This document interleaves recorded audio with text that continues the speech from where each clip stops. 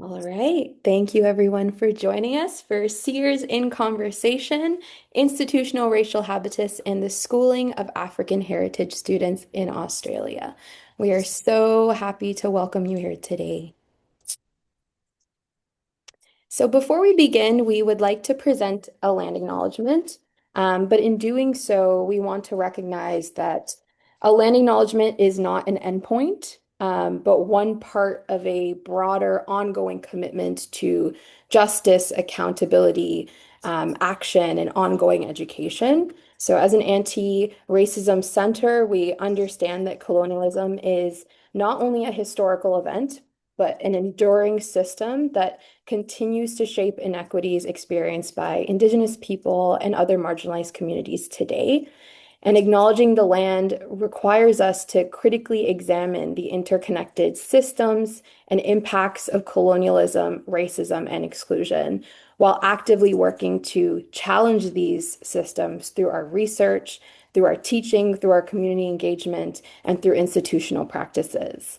And so we offer this acknowledgement as a commitment to supporting Indigenous sovereignty, advancing meaningful relationships, and contributing to collective efforts towards equity, decolonization, and social transformation. We wish to acknowledge this land on which the University of Toronto operates.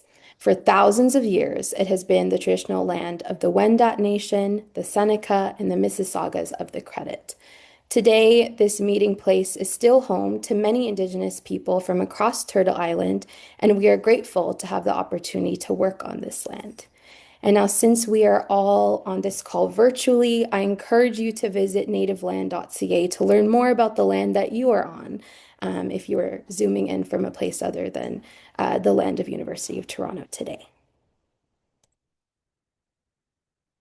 So, Sears, who are we? For those of you who don't already know us, the Center for Integrative Anti-Racism Studies has been established in 1996, and we continue to bring together faculty, students, and community members who are committed to both anti-racism research and action.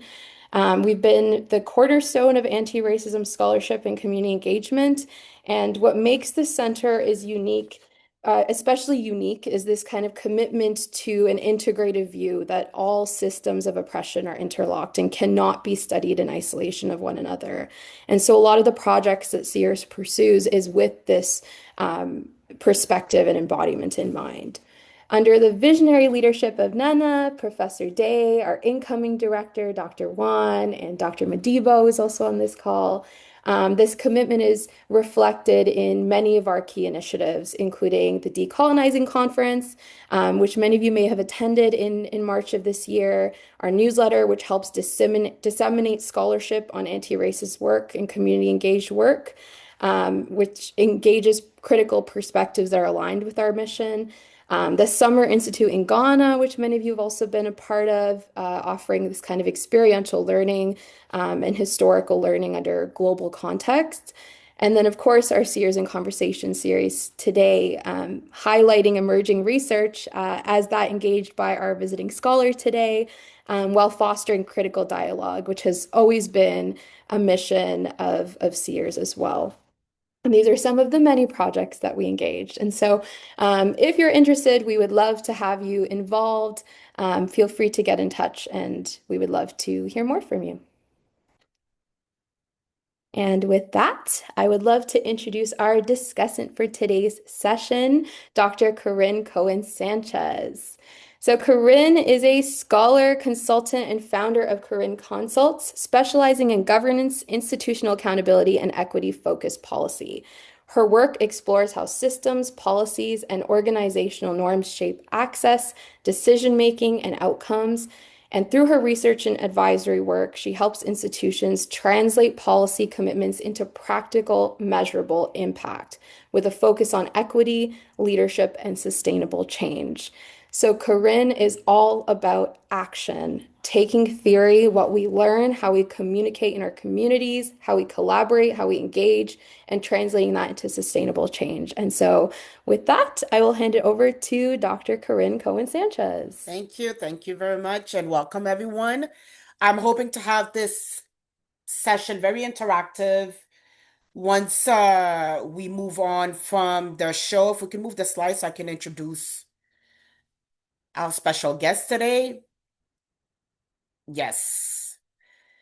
So, the way it's going to work, we're going to have this amazing discussion. Everyone's going to be involved, everyone's going to be interacting, but first we have to give room and space to meet today's guest, which is Dr. Molla.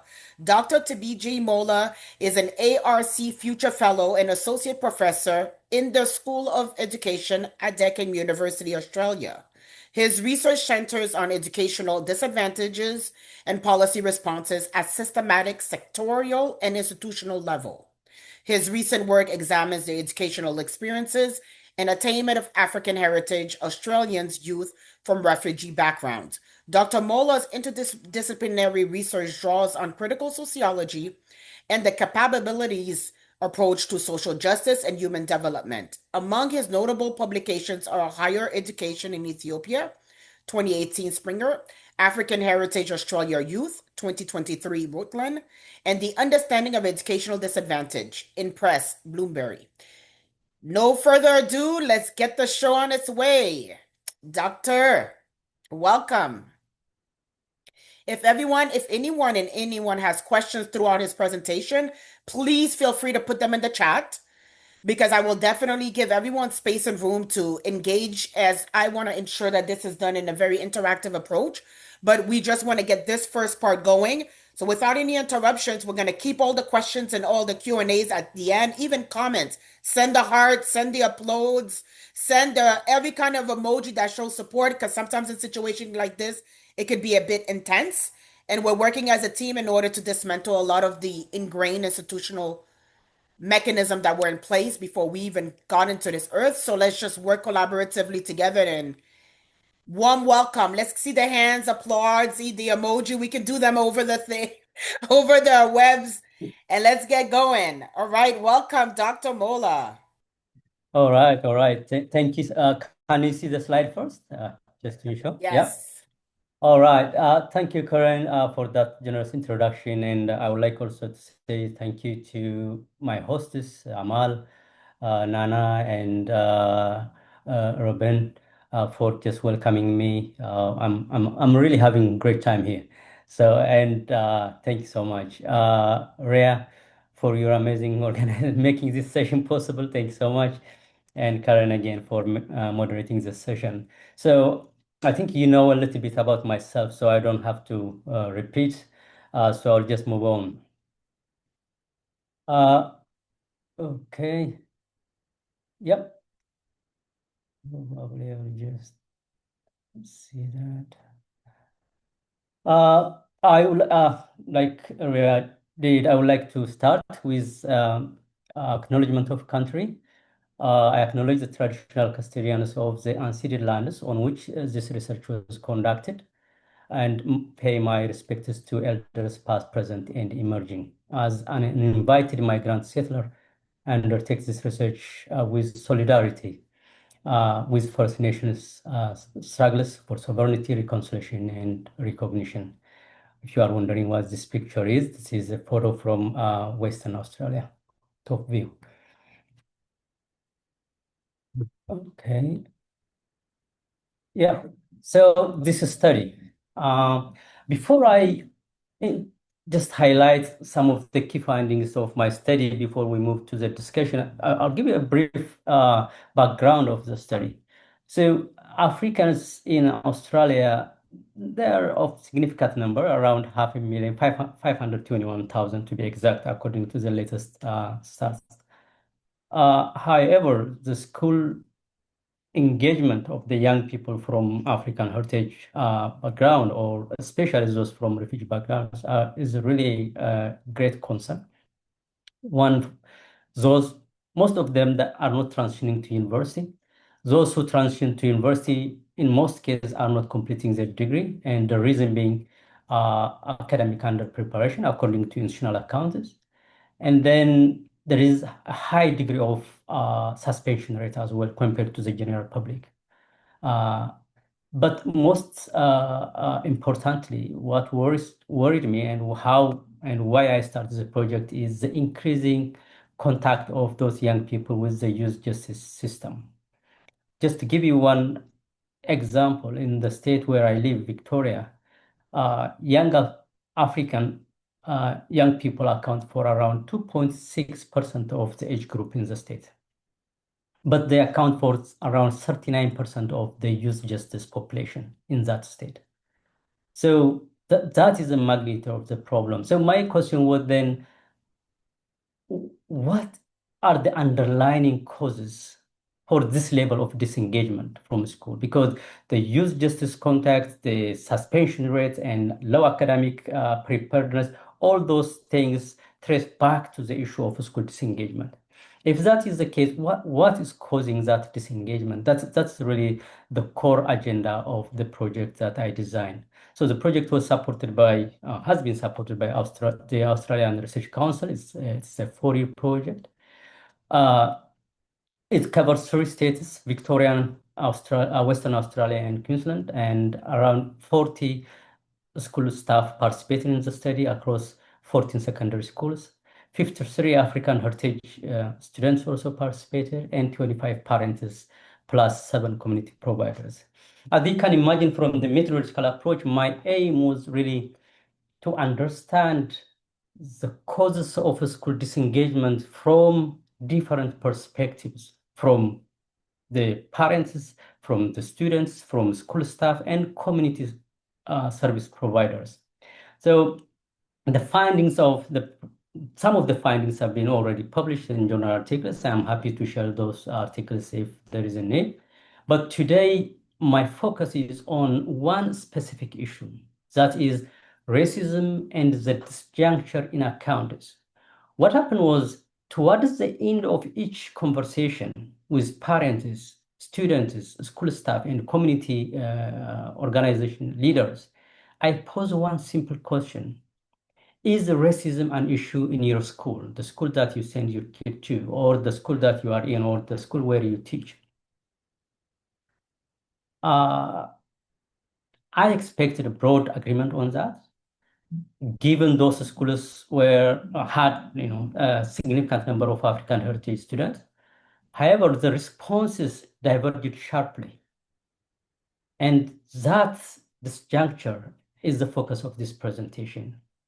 How can we explain and how can we interpret that disjuncture? Let me present that disconnect in 2 groups. One is the institutional narrative of non-racism.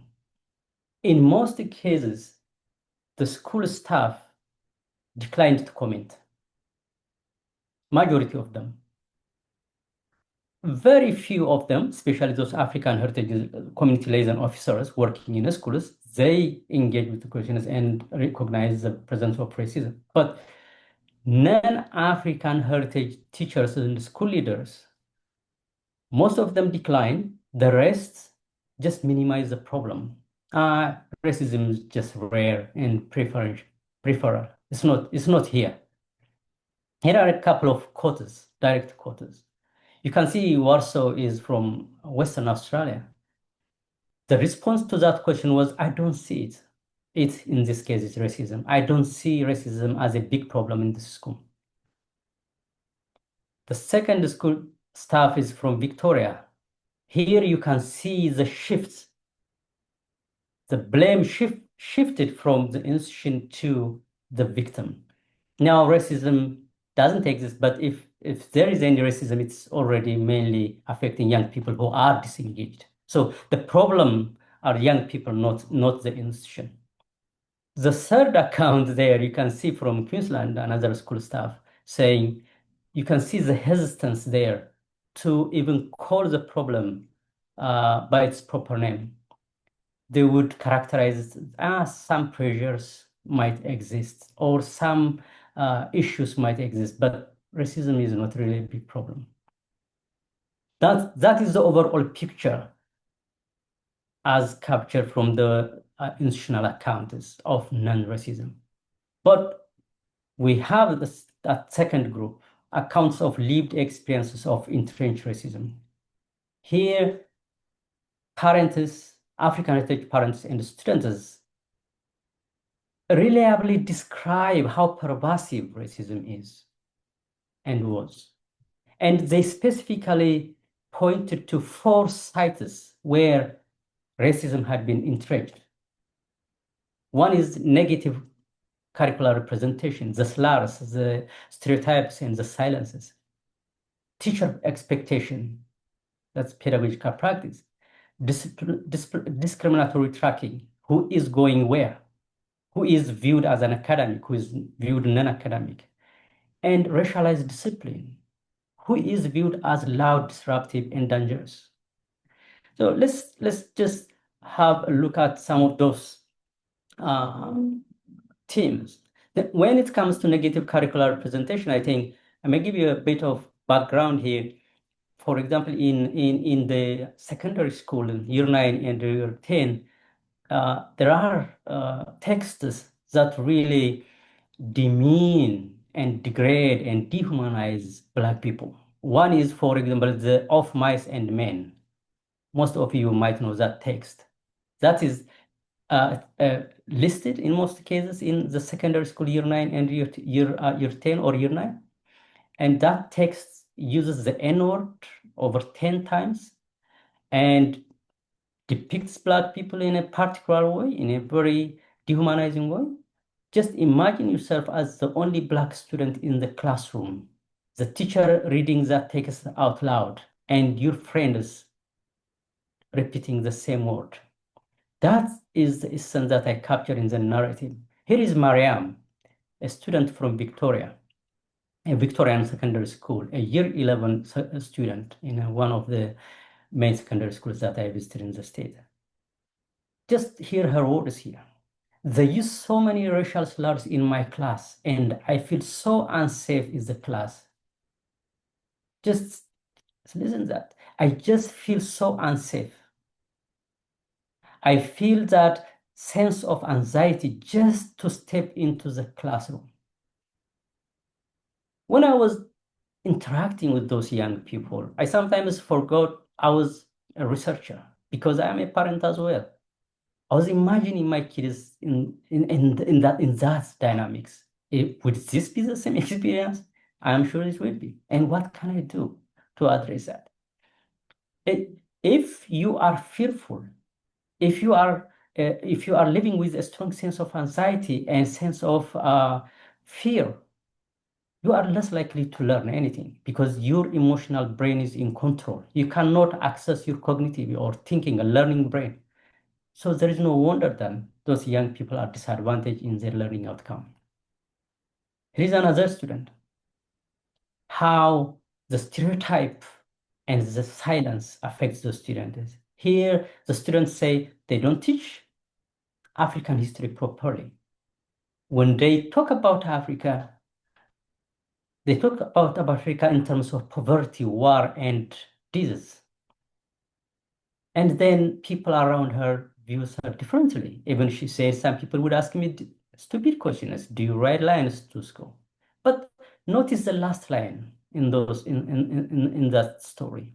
Well, by not teaching anything, they are saving me a little bit. This student prefers silence over stereotype because that is too much to handle for one Black student in a predominantly white classroom. When it comes to teacher expectations, again, here ambition is treated as surprising. When you are doing, as a Black student, you are doing well. There's some people are surprised about that. And they don't want to recognize your academic capability as well. He's a student saying, there is always, virtually on a daily basis, there is always be some underhanded comments. Oh, I didn't expect this from you. Oh, I'm so happy you are the smart one.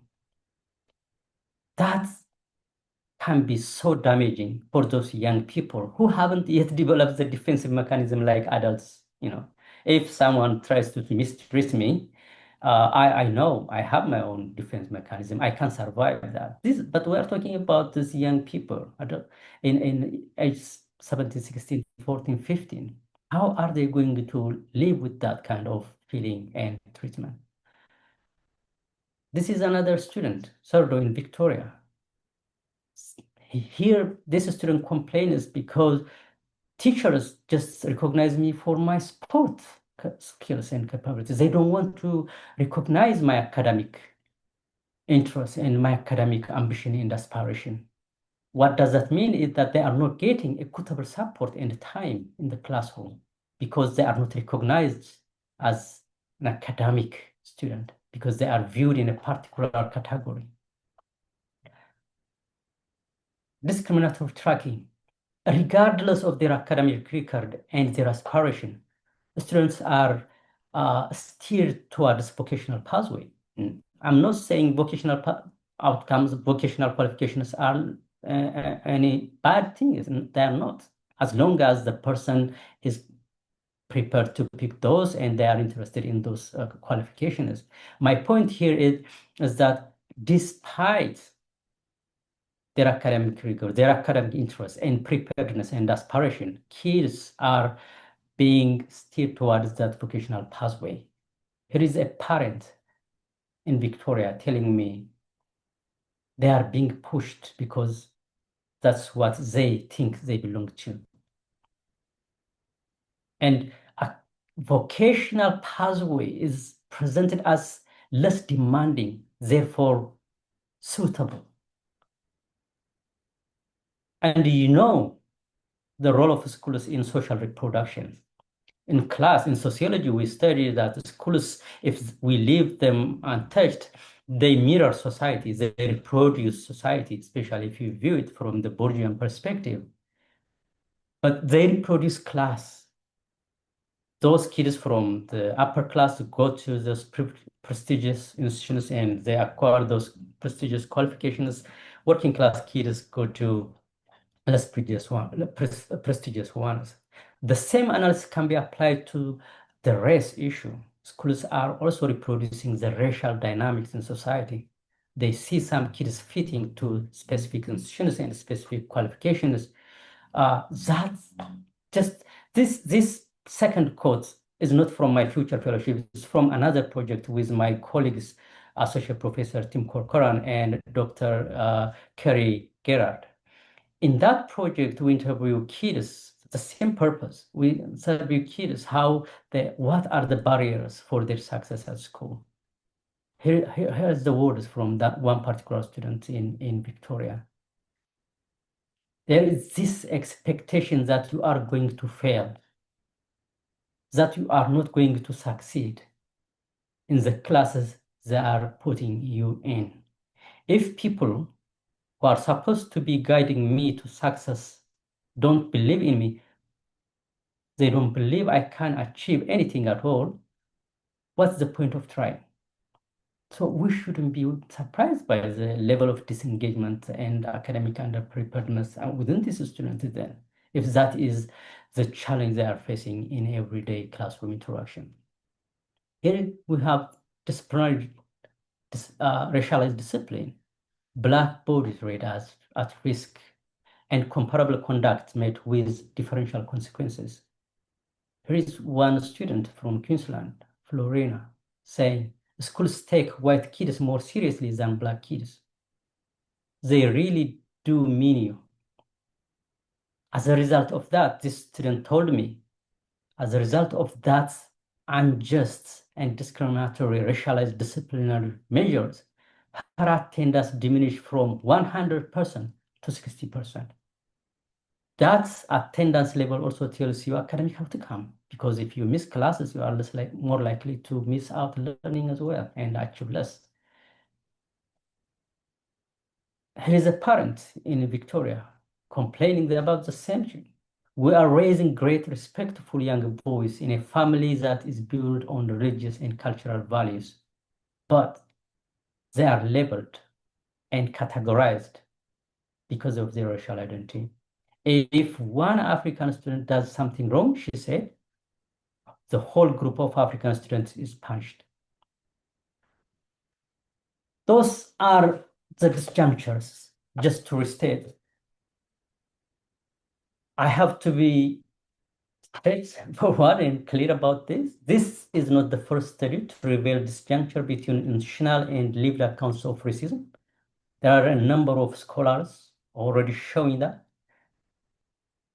But I think my contribution, by the time I finish the paper prepare that paper for publication, my contribution will be really to uh, explain how to interpret this disjuncture. How should we interpret this?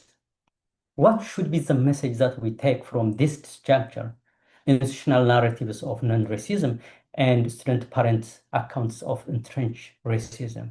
What does this tell us? So for this, I turn to Bourdieu's theory of practice. That means I read the disjuncture sociologically. For Bourdieu, practice runs pre-reflexively. It's generated by habitus or durable dispositions that operate beneath conscious thought. As such, the gap between those who enact a practice and those who bear it is exactly what we should expect. To take it further, in Bourdieu's terms, habitus, if those of you who are new, I'm assuming most of you know that, but habitus as Bourdieu frames it, it's a durable disposition. We acquire it through socialization from early on in the family, in the household, later on in institutions, including school, the religious institutions, and sport, and other cultural centers. We absorb the external structures. We internalize the external structures, including the expectations, values, and principles and norms of our society and our institutions. And through time, we make them our own. And those internalized structures then start shaping our own practice, shaping our categories of perception, judgment, and action. How we see the world, how we interact with the world is a function of that disposition, but usually we don't do it in a very reflexive way. It's a pre-reflexive engagement. Some scholars then took that idea of habitus to understand race and racial behavior and racial action. Perry and Salaz in particular are useful here. They use racial habitus to describe those durable schemes through which race is perceived, achieved, evaluated, and acted upon. That means what are the tacit categories of perception, judgment, and action that inform our practice at individual level. Then other scholars took that habitus at individual person to make it more institutional. How does institutions develop dispositions in terms of their own history, their own social composition, and internal logic to inform their practice? Who is celebrated in one organization, is in a given organization? Who is whose knowledge is viewed as valuable and included in the curriculum? And those things happen through time, through sedimentation. So to put it differently, then the paper aims to synthesize those three habitus, institutional habitus. Habitus becomes institutionalized when it then becomes institutional habitus, and habitus from the general public, social position to racial category, then it becomes racial habitus to develop that orange box, institutional racial habitus. Then I tentatively defined, based on Bourdieu and the other two extensionists, based on those, I defined racial habitus as durable, historically sedimented, and largely pre-reflexive categories of perception, judgment, and action regarding race through which schools routinely understand and categorize and teach students and interact with parents. In a way, when it comes to that disjuncture, institutional racial habitus helps us to avoid viewing those two as competing accounts. They are not competing accounts. The school staff misrecognize the practice of discrimination in the curriculum, the practice of misrepresentation in the curriculum, the practice of discrimination in the tracking, the the practice of racialized discipline policies and practices as regard, judgment, and care. They are misrecognized as something else. For example, if a school advises one student to go to vocational fields, regardless of her preparedness, her aspiration, her interest, then the school would misrecognize that guidance as professional judgment. Nothing, not racism, as a professional judgment. But those who lived those racial practices would recognize them what they are. One side reports what it believes, that is in school stuff, the other what it lives. So the institutional racial habitus really helps us, instead of putting those two accounts as competing accounts, we see those as expressions of two positions within the same racial structure. So that's what is interesting about institutional racial habitus is its durability, like durable racial habitus at a personal level. At institutional level, it's durable as well. Because it's durable because it was created long ago and often it is misrecognized. And also its apparent neutrality is another challenge because institutions represent themselves as race neutral. And therefore, they don't want to look into themselves and change their practices. I think Victor Ray has put it really succinctly that I couldn't hear. They say, because organizations are designed to outlive their creators, many of the processes and the problems that organizations create are long-lasting. That's durable. They are durable. Our universities, established 200 years ago, in a different time and different social context, they outlived their creators, but they still carry their legacy because the assumptions and beliefs and norms then had been through time sedimented and making layers and layers and layers of assumptions, which eventually conceals its nature and misrecognizes its practice as something else. But that race neutrality thinking, what makes it even more damaging, because there is no interest to look into the problem. Even worse, there is a tendency to blame the victim, as I showed you in one of the quotes up there.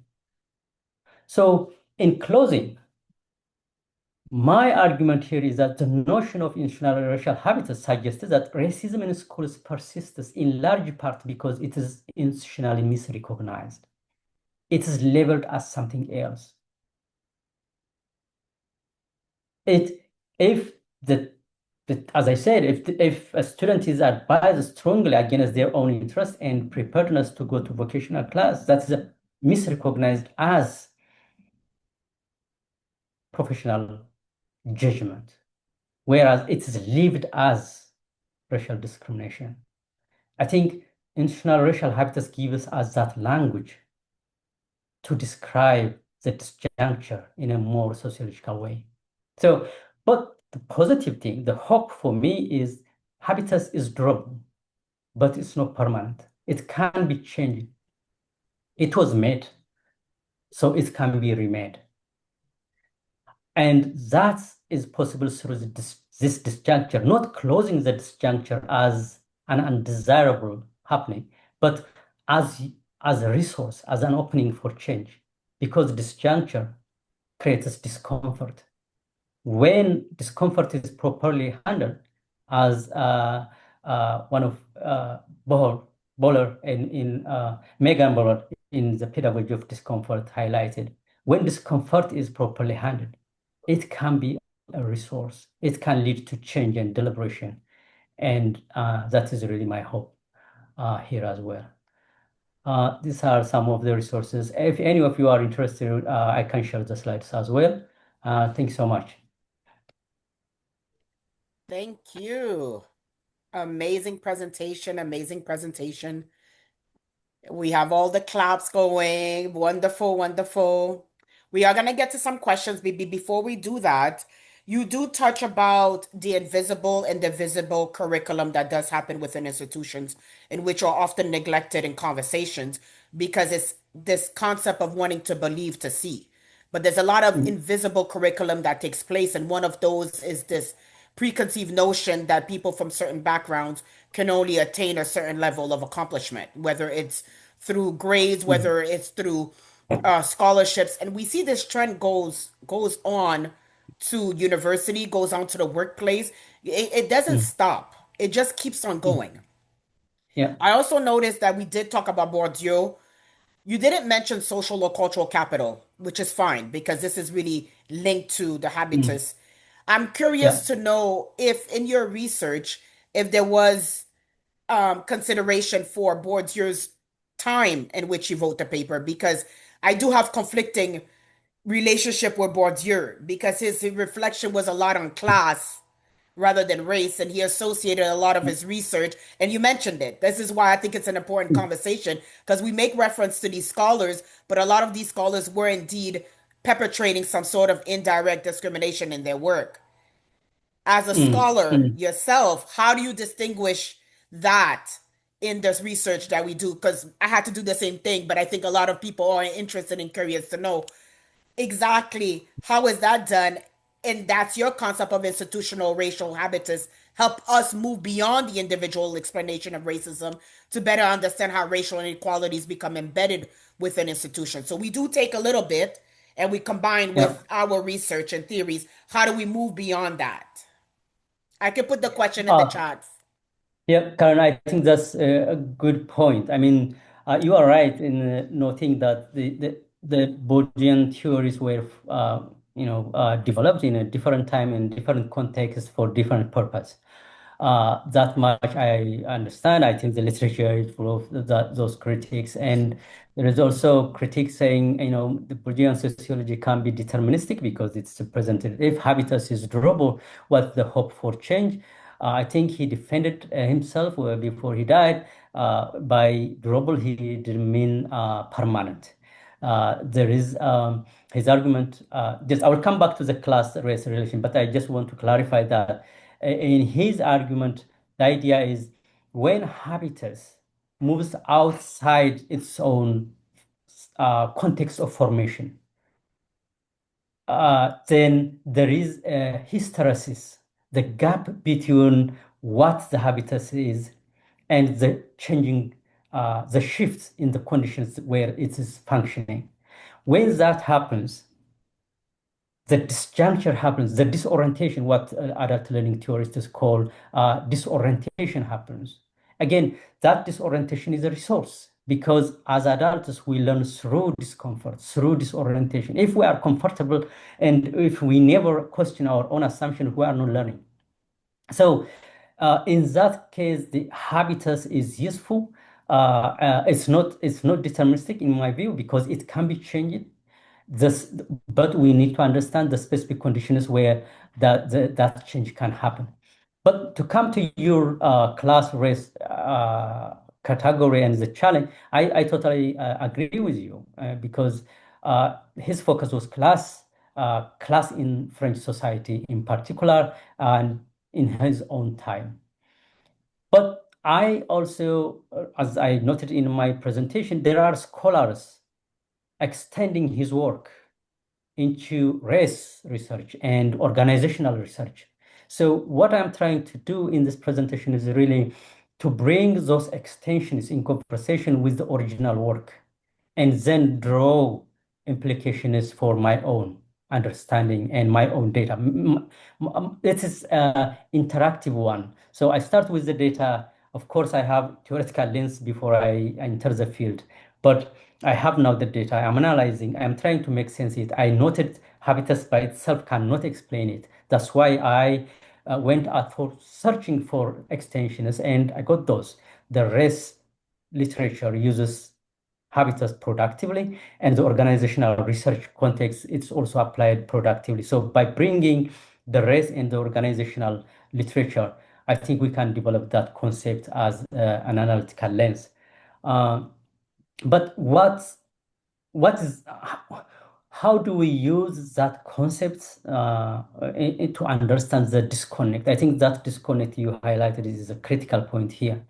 As noted earlier, institutional racial habitus names the durable and taken for granted and historically sedimented dispositions through which schools see, teach, sort, and discipline students. In doing so, that habitus, that institutional racial habitus, changes how we interpret that structure. Because Karen and colleagues here, the temptation is if I was not a sociologist, if I have that disjuncture of in accounts, the institutional narrative of non-racism and the parental and student accounts of entrenched racism, the temptation would be to question the problem of the measurement, saying, for example, who is right here? Who's correct? Are the parents over or exaggerating the problem? Are they perhaps misreading the non-racist event and incident as racist event and incident? Or are the school staff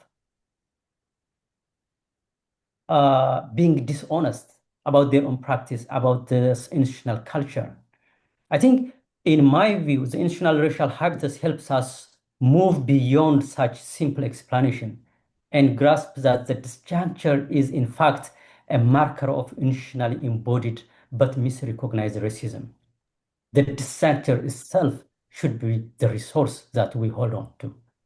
It helps us really appreciate the role of history, culture, and institutional logic in perpetuating race. I'm not sure if I have addressed your point. No, Yeah. this is excellent, and I have more questions, but I think we have some colleagues that want to interact, and I'm gonna permit for that space.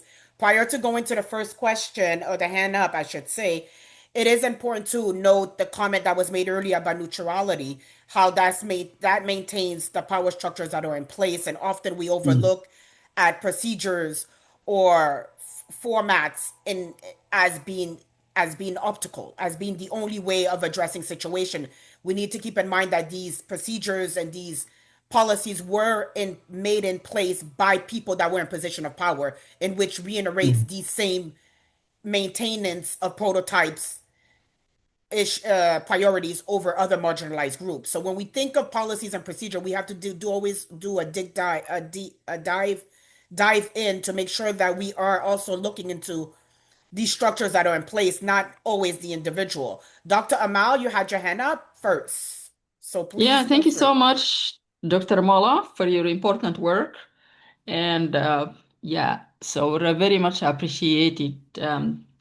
So Bourdieu, the essence of his work was, the essence, the reason he developed the theory of practice was actually to go beyond class, right? To go to state that class does matter, but it's not the determining factor, and it is the other, you know, capital types of capital that Karin mentioned, to which I would add an important aspect, which is the symbolic capital, right? So that's why he got into culture and power and symbolism and so on. Whether he did it or not, succeeded in doing it, that could be, that is another discussion. And I was also thinking, of the capital, and I understand, the maybe there isn't space in this specific paper to engage the various types of capital within the theory of practice. But within the general, your broader project, I mean, this study, what I'm thinking of, especially symbolic capital, but also intersectionality with the other types of capital and habitus, like you did, and also reproduction. But symbolic capital, its utility in terms of, yes, the institutions misrecognize racism as such, or deny, actually, not misrecognize, at least from my perspective, deny it, and because of that, then it continues to be reproduced. But thinking of the hope that you mentioned and the importance of the parents and the students' discourse, because I think to me it's not only a matter of who is wrong and who isn't, but why, Then we get into history and, the history of Australia, the colonial project, and so on.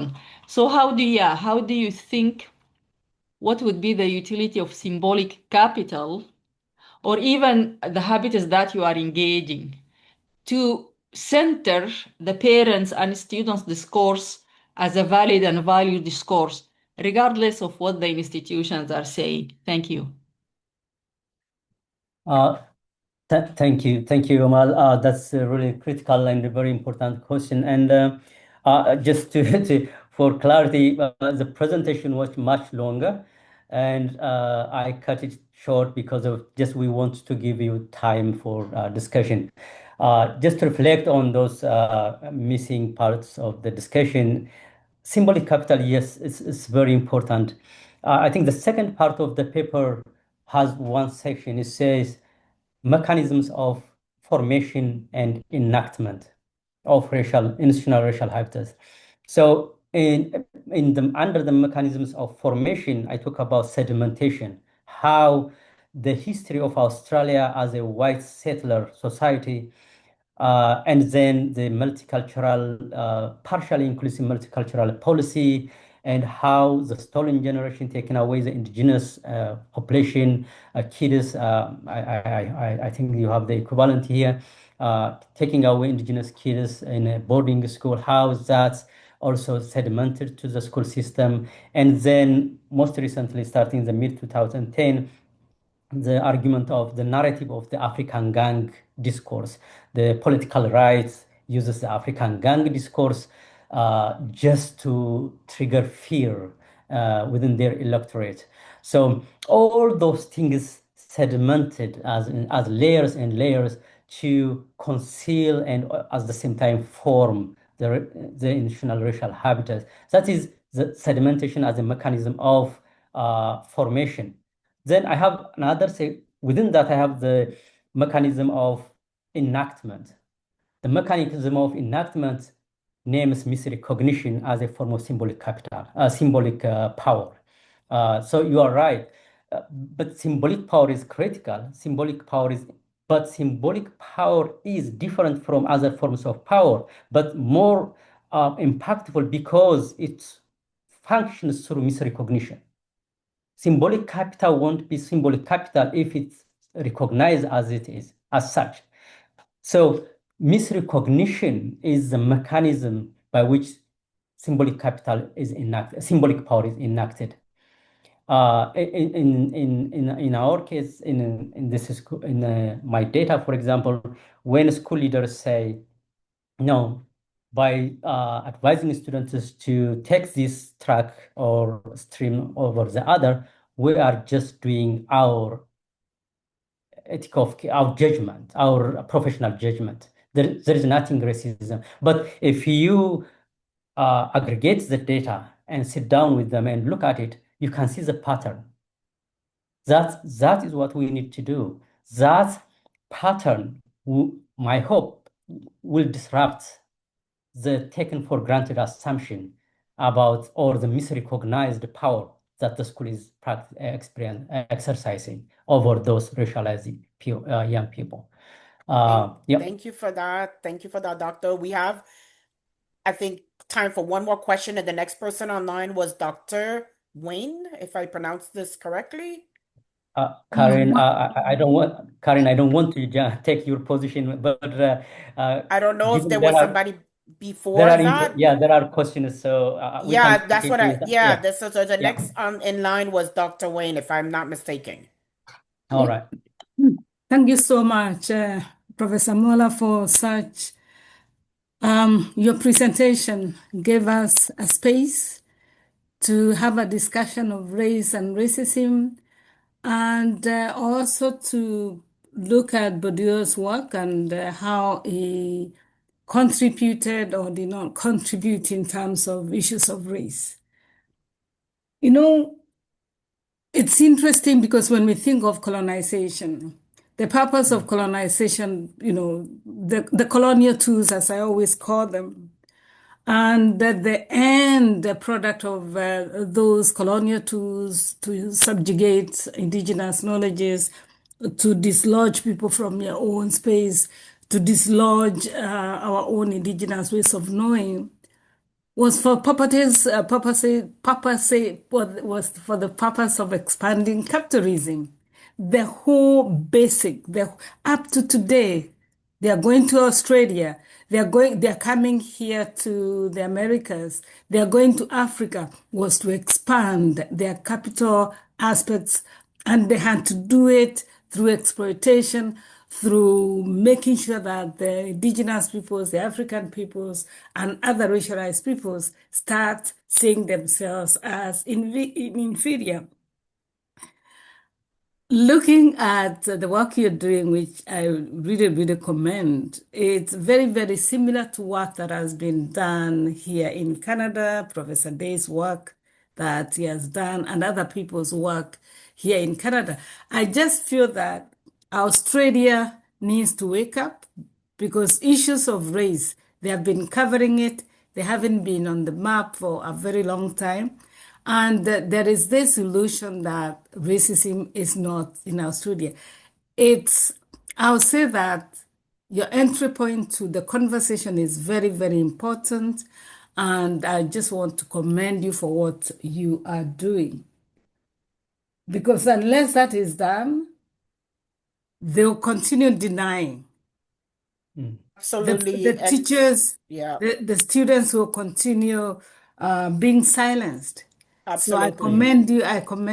commend you with what you are doing. Thank you so much for your Thank presentation. you. I think we do have time for Thank you. one more question. Did you have a question or was it just a comment? Just a comment. Perfect, because I do want to give a chance to Kamini to ask the question because I think you were next. Go right ahead. Well, thank you so much, Professor Molla, and to the event. Thank you so much for holding this. So, Professor Molla, your work has actually really informed my doctoral studies because I was looking at newcomer family engagement and this idea of super diversity, of complex migration, and really the new inequities as a result of these complex migration. And so your work on newcomer families, refugee families in school engagement has really informed my own research. And so your idea of institutional racialized habitus, it really sort of puts a name to a phenomenon I was discovering in my own work with early childhood educators and sort of the racist comments that were not perceived as racist in relation to newcomer families and children they expressed, in my research with them. And I guess my question really is to you, what are your thoughts on sort of like um, the long durability of this, as you say, of this institutional racial habitus, starting from early learning sites, right? That are almost like the onboarding points for families that enter education in general. And if you had a chance to talk to any families or children in early learning, like as part of your study, the broad range, and what did they have to say? Thanks, Kamini. That's a really wonderful question. I have to declare I never interviewed parents to comment on, never asked them to comment on their early childhood experiences, but that's really something worth doing. Thank you for that. Yes, I mean, in at personal level, those scholars who are working on racial habitats and visual levels stress that we learn those through socialization from early on, from home, from early childhood centers, from school, from cultural centers and religious centers. But when it comes to institutions, how do we learn those? How do institutions learn racial logics? I think that is what I'm trying to address in this concept. I don't know if I am successfully doing that, but that's at least the intention. The intention is if the person acquires racial habitus through socialization from early on, primary socialization, the families, and secondary socialization, the cultural institutions, including schools, then how do institutions acquire racial habitus. I think that's it will definitely vary from context to context. My understanding in Australian case would be through the idea of sedimentation. Yes, settler colonial societies. In settler colonial societies, institutions are built on racial logic.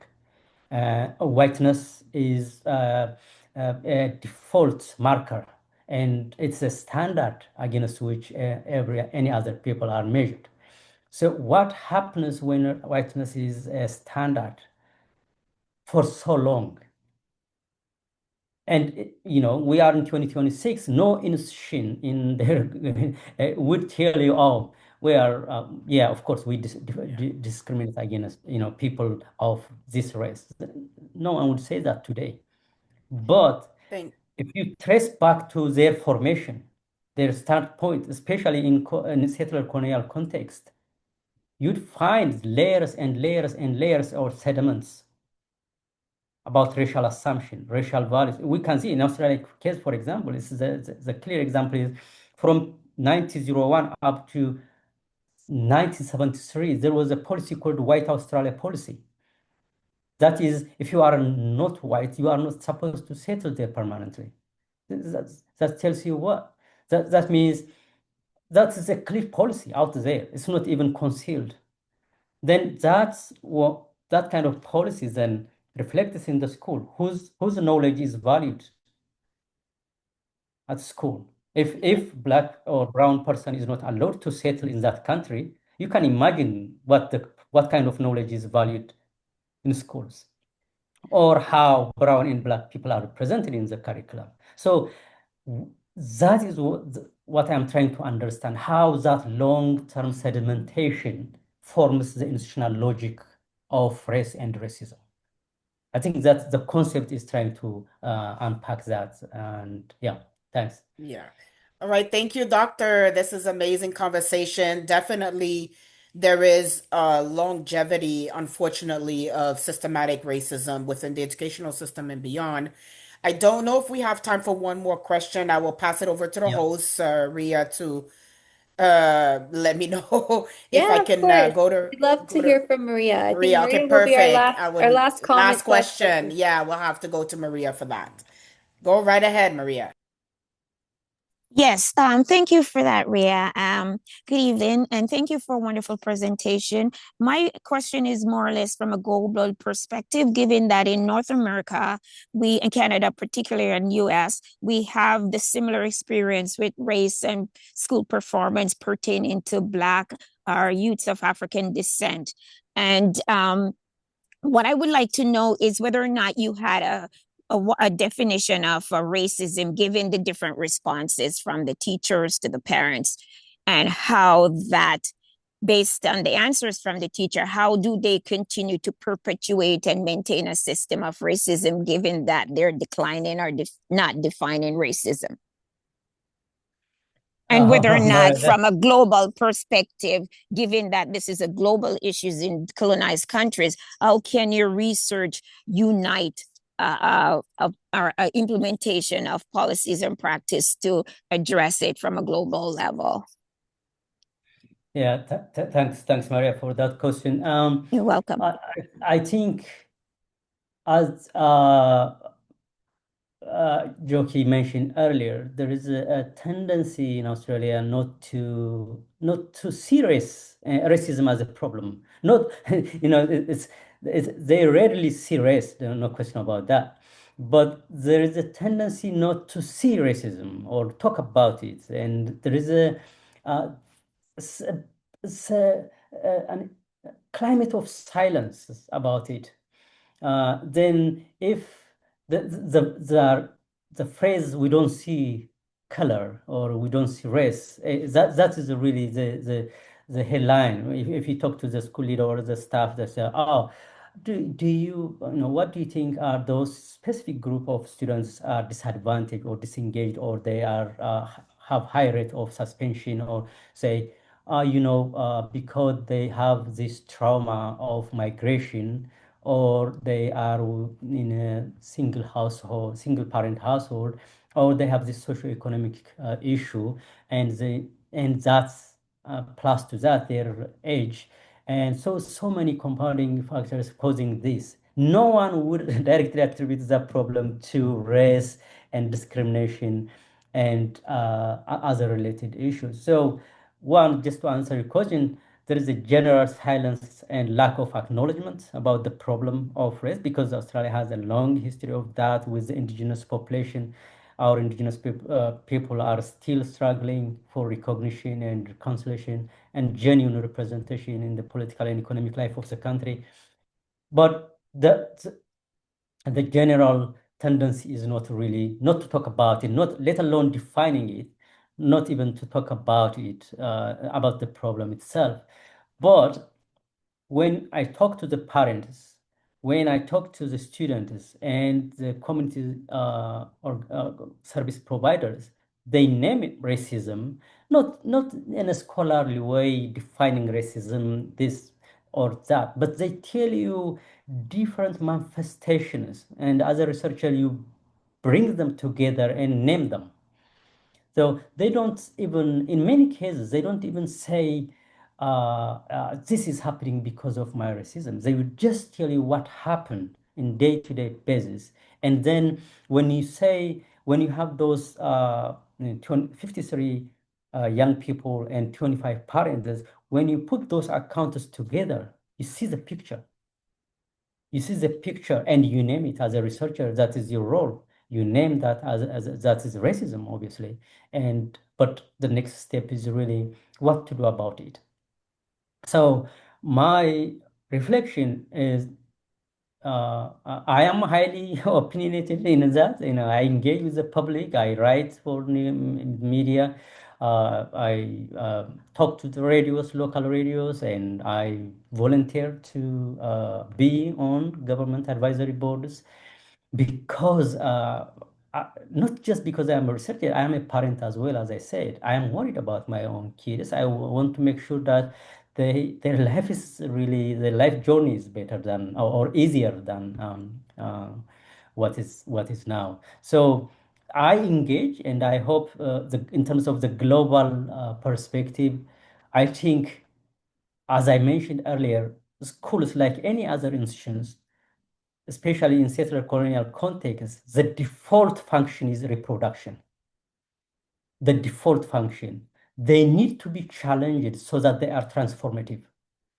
If we challenge them, by challenge, I don't mean critiquing day and night, but naming the problem and also giving them the tool to address the problem. In this regard, just give me 1 minute, Ria. That's okay.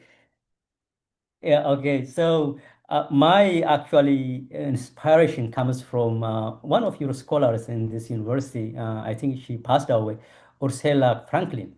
And I was reading her book a while back, Thoughts and Afterthoughts. She has an interesting question there. What do you do? What do we do after we have taken a dim view about things around us? That's exactly the question I was heading because I have a dim view always. Because as critical scholars, we unmask problems, we show the challenges or underlying issues. As a result of that, we critique. That is a dim view. Our view of the world. Yes, here is a problem, there is a problem. Then what can we do? I think the next step is we should be bold enough to envision alternative possibilities. We should, and that's one way is to do just to be an engaged scholar, to engage with the public, to influence policy. For example, for me, I write submissions. I don't know how many of you write submissions, and it's just for me, I like submissions. Wherever there is a submission, I write 1 page or two, just mentioning a particular highlight. I know it's not counted in my workload, or it may not be recognized for anything, but I enjoy it. That's part of my engaged scholarship. And I think in terms of affecting change at a global level, forming network, influencing policy, Maria, the point would be let's be engaged scholars, let's establish networks and work together and name the problem, but also, as Franklin said, we should be citizens with toolkits for solution. Thank you. Right. Thank you, Dr. Molla. Thank you, Ria, for putting this together. I think it's an important conversation, definitely went over time just to show that people are interested in continuing these type of dialogue, especially within a space that receives information rather than resists information. I think that you made a good point about what is determined credibility and who determines what merit is. We've seen this through scholarly work, especially when we have older, very, very old theories that we are forced to use in current time. And this is why I make reference to Bourdieu, because we have Afrocentric theories, we have different theories that are kind of purposely omitted in the discussions that we have sometimes, and we take these theories, but the idea is to take them in this track and manifest them into current time and reflect our lived experiences. So we have to keep that in mind as Mm, scholars when we do research, that we have an ethical responsibility to redirect mm, focus into lived realities and experiences, and not just re-perpetrate what was already stamped as being truth and mm, reality these years ago. So in conclusion, I would think everybody that takes some time and make reflections, personal notes, see how you can engage, as Dr. Mola said, in whether it's in policy, whether it's in community work, whether it's in committees, see how you can get involved, and through this involvement you can plant a seed and create change. The smallest change can lead to big changes. I'll pass it over to Ria. Thank you both. And can we please have another round of virtual applause for our amazing speaker, Dr. Tebeje Molla, and our amazing discussant today, Dr. Corinne Cohen-Sanchez. And thank you all so much for joining us. This is being recorded, so we will have it posted on our website, and I will circulate the link in case you want to revisit and share. But thank you all for attending, not only being a great audience, but being an engaged collaborative audience, and we really appreciate that. Thank you, everyone. thank you, Ria. Thank you, everybody. Thank you, Karin. This has been Very welcome. fascinating, and I hope I get back one day again and catch up with this team. Thank you.